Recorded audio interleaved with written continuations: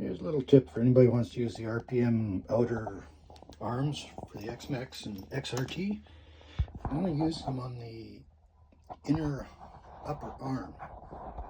They're too long, but if you use a model airplane 5/32 wheel collar for radio controlled airplanes to hold the wheels on. They used to be heavy in the model airplanes, so I got tons of them. The inside diameter is 0.159, which in metric is just over 4 mil. Fits on the wheel, on the RPM shafts perfect. And let me set that down.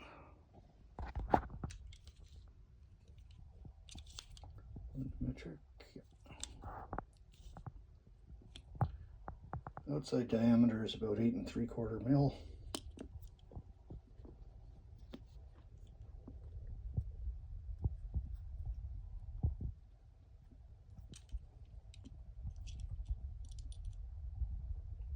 And about 5.6-ish in length. And it works out perfect just when the RPM lock nut. We're going to get it in view here. There it is. When the RPM lock nut, get it to focus on the right thing, tightens up on the pin, it's the perfect length. It's still got slack in the hinge point here for it to move back and forth a little bit. It's not tight there.